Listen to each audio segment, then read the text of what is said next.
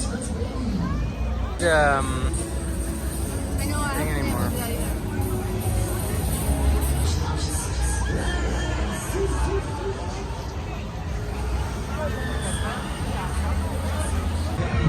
Which one? Also, did you see my snake? I didn't see a snake. It's very spas.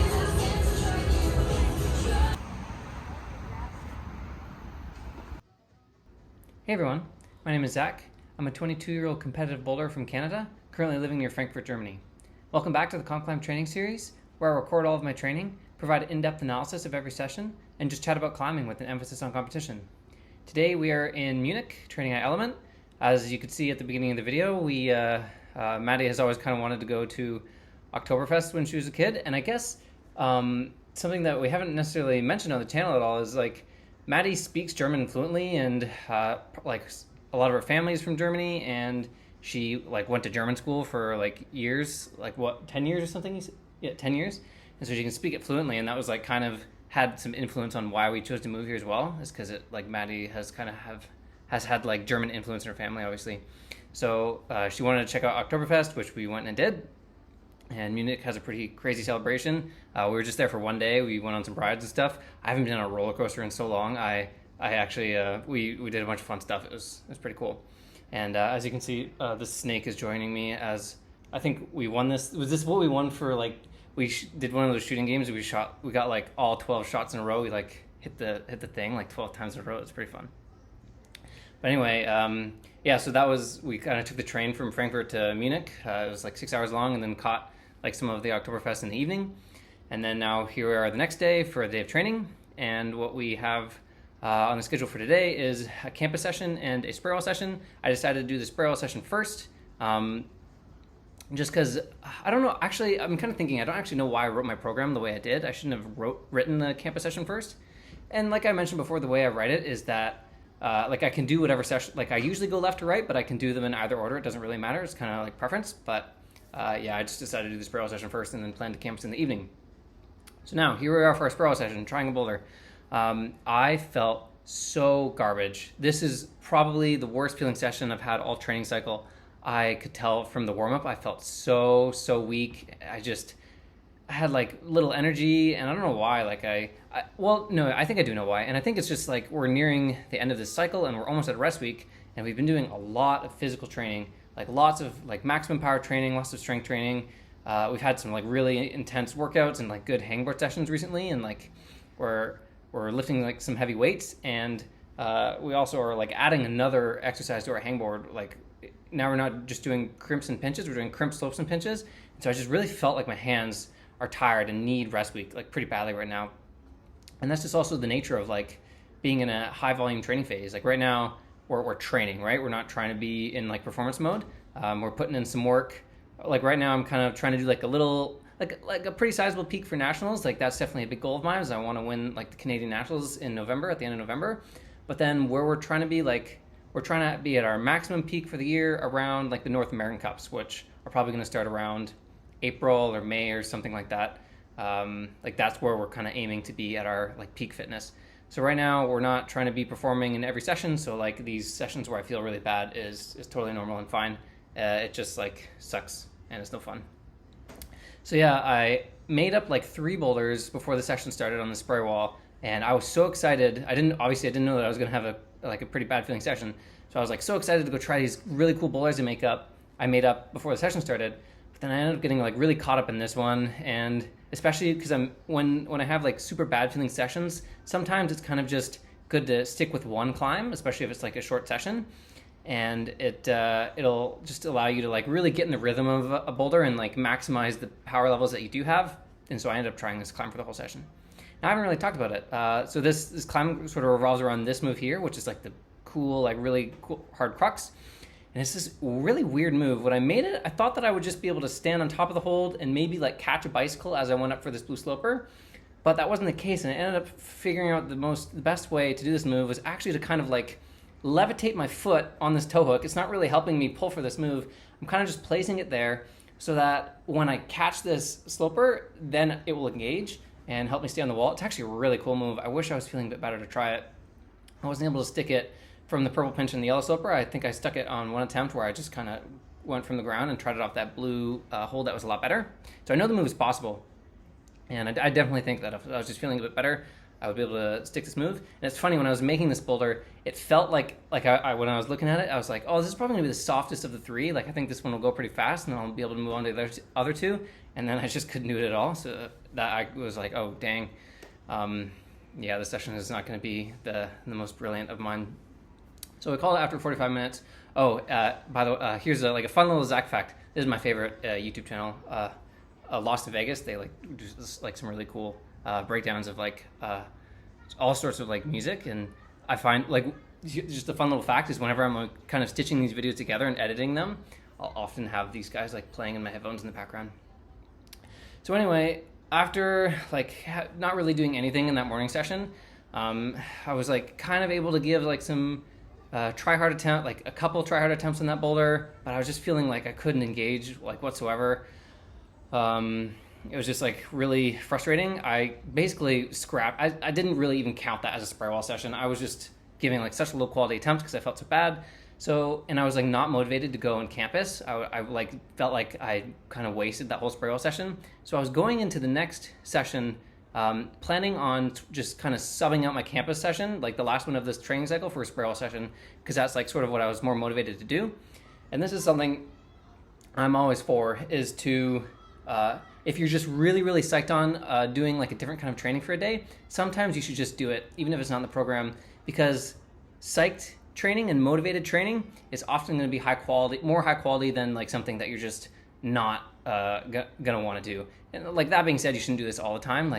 If you have a program, you want to stick to it, but every now and then it's definitely okay, and you'll get more value from doing something you're really motivated to go and try hard and do. And so that's kind of what I was gonna do for the second session.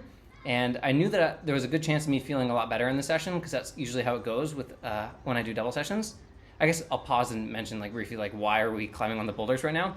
It's because they had a youth team going on in the evening. This gym gets really busy in the evenings, and I've never actually seen a youth team before, but today there was one, and they had it kind of just a little an army of children lined up ready to go attack the spray wall, and so there was no room for me to get on anything. So I was like, okay, you know what? I just decided I'll do my boulder session now. We're supposed to do a boulder session tomorrow at Element. So I said, okay, I'll just do it now, and then I'll do this sort of spray wall session, revenge session, part 2 tomorrow.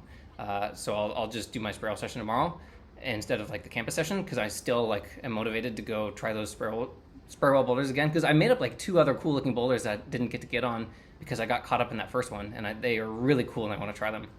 And so I'll mention as well, I sent this boulder, and then I saw this cool ELEMENT, just because I wanted to try something that looked really hard. And this is funny, this ELEMENT actually ended up being easier than the boulder itself. It kind of took out a couple moves, but it was funny. I was trying to you know what, I want to just sit here for a bit and try something really hard instead of going all over the gym and trying a bunch of stuff. But it ended up just being easier than the other, than using all the holds. But yeah, sometimes it's better to just do training that you're more motivated for. So I wanted to do another spray wall session, and yeah, couldn't quite do that. So instead, we're doing the boulders, and like I said, the gym gets really busy in the evening, and so I was planning to do the boulder session in the morning tomorrow, because the gym just gets so packed, and it's kind of hard to get on the boulders sometimes, and I mean, it's because this gym is pretty epic. Obviously we come to Element quite a bit, and it's because they have some really awesome boulders, and some cool comp style stuff, wall set boulders, and I guess it's just the best gym around, and everyone loves to come here, and it is just so packed, and it was really hot too, and so it was kind of weird. I wasn't really in the mood to boulder, and so it was I had an opportunity obviously to get on a bunch of cool new boulders. The gym was fully reset since the last time we were here, but it was kind of weird because I wasn't really in the mood, and I was ugh, I don't want to have to go boulder. I want to just get rid of these spray wall sessions because they were really on my mind, and it was really irritating me. So it was I was kind of almost in a grumpy mood. I was I don't want to boulder, but I just have to go do it now. But yeah, luckily we had a lot of good boulders to try. And here I'll just take a second to shout out our title sponsor for the COMPCLIMB series, which is Climbers Rock. They are Maddie and I's home gym in Canada, and where we do most of our training. It's the best climbing gym in the Toronto area, and without their support, this video series wouldn't be possible. So you can check out the link in the description for more information. So yeah, like I was saying, I kind of had a feeling that I might be feeling better for the session than I was in the morning, and it's I kind of touched on this in like a few episodes ago as well. I kind of explained sort of the rationale. Like one of the best things about doing double sessions is that it can increase the likelihood that you have that, like, it just increases your chances for better sessions. And the way this works is that let's say I have a really bad session in the morning, like I did now. If I was just training single sessions, and let's say instead of doing two 45-minute sessions, I had just an hour and a half session on the program, that whole session would just be an hour and a half of garbage and feeling super weak. And like it would be terrible, it would suck. But by doing, like, splitting that hour and a half into two separate things basically and doing two 45-minute sessions, let's say I have that really bad morning session. Well, now all of a sudden, because I've been doing this for so long with a 4-hour break, it essentially completely resets however I was feeling, and it's almost like a new day of training. And now I have a chance to have a good feeling session in the evening. Whereas if I just had only done one session, then it would be like guaranteed, like super just basically two bad sessions of 45 minutes. And what's cool is like I can actually take advantage of it when it goes the other way. So let's say I have a super good feeling session in the morning, and maybe if the kinds of training are similar, like let's say, especially if let's say I plan to do two separate Boulder sessions of 45 minutes. So it's like the exact same session, just split into two things. Let's say my morning session is super, super good, and I'm like at 45 minutes and I'm like feeling great still. I can actually just say, hey, I'll do session 2 right now and kind of combine them into one session. And I can like now, like let's say I would have, if I had stopped that good feeling session, rested for 4 hours, maybe for some reason, like I would have been feeling bad in the second session. I carried that really strong and good feeling from the first session into like the next 45 minutes of what that training day would have been. And I do this like from time to time. And that's like one of the biggest advantages of doing double sessions as well, is you can basically just increase the amount of good and strong feeling sessions that you have. Because I find this also comes mostly into play, I find, when I'm training like super high volume. That's where I'm like quite hot and cold in like how I'm feeling from session to session. Just like if I had like a tiring workout one day, or I just didn't get enough sleep, with just like the amount of training in high volume phase when you're doing like super physical training and like strength training, I find that's when the sessions really fluctuate, and some sessions will just feel absolute garbage, and then even on the same day, the next one can feel super good. So I find that this really helps in high volume training, and like when we're peaking, like usually, like when we're trying to peak and like taper down, usually all our sessions will be feeling good, because that's like kind of like the goal and what we're aiming to do. But yeah, during high volume training, like double sessions are great.